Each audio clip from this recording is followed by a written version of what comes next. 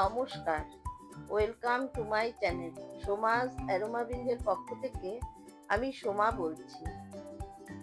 আর একদিন বাদেই পৌষ পার্বণ, তাই পৌষ পার্বণ উপলক্ষে আমি আজকে আপনাদের সাথে শেয়ার করছি রাঙা আলুর রসপুলির রেসিপি। আমার মনে হয় যত রকমের পিঠে আছে তার মধ্যে রাঙা আলুর রসপুলি বানানো সব থেকে সহজ। কোনো রকম কাই তৈরি করার বা কোনো রকম ব্যাটার তৈরি করার ঝামেলা নেই, তাই বানানো ভীষণই সহজ। আর রাঙা আলুর রসপুলি খেতে একদমই অন্যরকম লাগে। কিভাবে বানাবো এই রাঙা আলুর রসপুলি পিঠে দেখে নেওয়া যাক আমার এই ভিডিওটি। প্রথমে আমি পুরটা তৈরি করে নেব। তার জন্য এখানে নিয়েছি মেজারিং কাপের 1.5 কাপ পরিমাণে ফ্রেশ নারকেল কোড়া, আর এর মধ্যে দিয়ে দিলাম 2 টেবিল স্পুন গুঁড়ো দুধ, আর দিলাম 150 গ্রাম পাটালি গুড়। এবারে হাত দিয়ে নারকেল, গুঁড়ো দুধ আর পাটালি গুড় একসাথে ভালো করে মেখে নেব। এইভাবে হাত দিয়ে মেখে নিলে পুরটা খুব তাড়াতাড়ি তৈরি করে নেওয়া যায়। নারকেল আর গুড়টা খুব ভালো করে হাত দিয়ে মেখে নেওয়া হয়ে গেছে। এইভাবে মেখে নিলাম। এখন পাক দিতে ম্যাক্সিমাম 5 থেকে 6 মিনিট সময় লাগবে। মেখে নিয়ে যদি পুরটা তৈরি করা হয় তাহলে সময়টাও কম লাগে আর খেতেও বেশ সুস্বাদু হয়।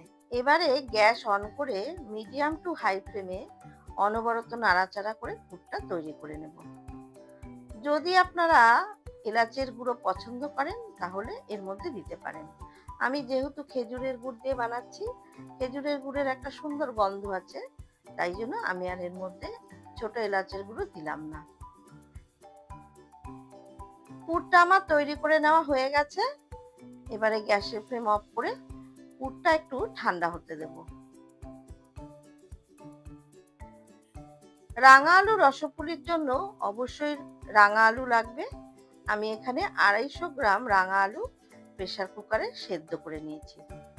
তবে খুব বেশি নরম করে সেদ্ধ করবেন না, খুব বেশি নরম করে সেদ্ধ করলে একটু জল জল ভাব হয়ে যায়, তাই একটু শক্ত থাকবে এইরকম ভাবে সেদ্ধ করে নিতে হবে। এবারে রাঙা আলুর খোসা ছাড়িয়ে নিয়ে আমি ফিরে আসছি। রাঙা আলুগুলোর খোসা ছাড়িয়ে নিয়েছি। এবারে ম্যাশারের সাহায্যে ভালো করে আলুগুলো ম্যাশ করে নেব। আপনারা চাইলে হাত দিয়েও ভালো করে চটকে নিতে পারেন। আলু ম্যাশ করে নেওয়ার পর এর মধ্যে দিয়ে দিচ্ছি 2 টেবিল স্পুন ময়দা,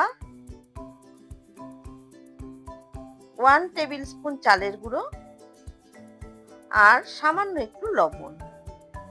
এবারে আলুর সাথে ময়দা আর চালের গুঁড়ো ভালো করে মেখে নিতে হবে।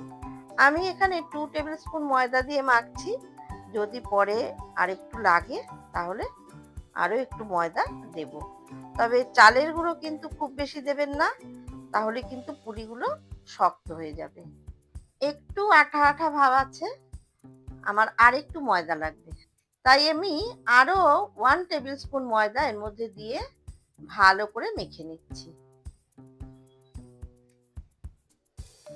ময়দা দিয়ে রাঙা আলুর ডোটা ভালো করে মেখে নিয়েছি। অন্যদিকে নারকেলের পুরটাও ঠান্ডা হয়ে গেছে। এবারে ডো থেকে অল্প অল্প নিয়ে এইভাবে 2 হাতের তালুতে গোল করে তারপরে বাটির মতো শেপ দিয়ে নিতে হবে। তারপর অল্প নারকেলের পুর দিয়ে দুটো মুখ ভালোভাবে আটকে দিতে হবে। একটা পুলি আমি তৈরি করে নিলাম, আরো একটা তৈরি করে আমি দেখিয়ে দিচ্ছি। দুটো মুখ কিন্তু খুব ভালোভাবে আটকে দিতে হবে, তা না হলে কিন্তু ভাজার সময় পুর বেরিয়ে যাওয়ার সম্ভাবনা থেকে যাবে।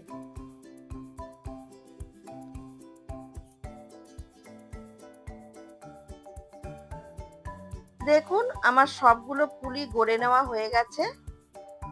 এবারে পুলিগুলো ভেজে নেব। তার জন্য পরিমাণ মতো সাদা তেল আমি আগে থেকেই গরম করে রেখেছি।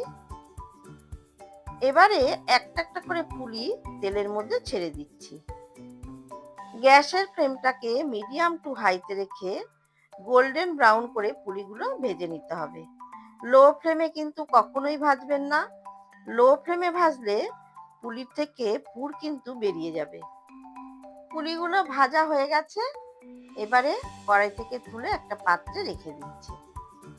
তবে একসাথে অনেকগুলো করে পুরি কখনোই ভাজবেন না, অল্প অল্প করে তেলের মধ্যে ভেজে নেবেন।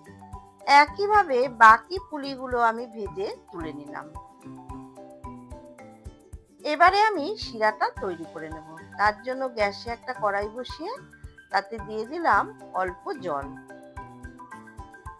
জলটা ভালো মতো ফুটে উঠলে এর মধ্যে দিয়ে দিলাম 200 গ্রাম নলেন গুড়। চাইলে আপনারা শিরাটা চিনি দিয়েও বানাতে পারেন। যেহেতু এখন শীতকাল, তাই শীতের সময় এরকম নলেন গুড় দিয়ে শিরাটা বানালে পিঠেগুলোর স্বাদ কিন্তু অনেক বেশি ভালো লাগবে। 4 থেকে 5 মিনিট ফুটিয়ে নিয়ে শিরাটা তৈরি করে নেব। শিরাটা খুব বেশি ঘন হবে না, একটু পাতলা হবে। পাতলা হলেই ভালো লাগবে। শিরা আমাদের তৈরি হয়ে গেছে। এবারে গ্যাসের ফ্লেম অফ করে দিলাম।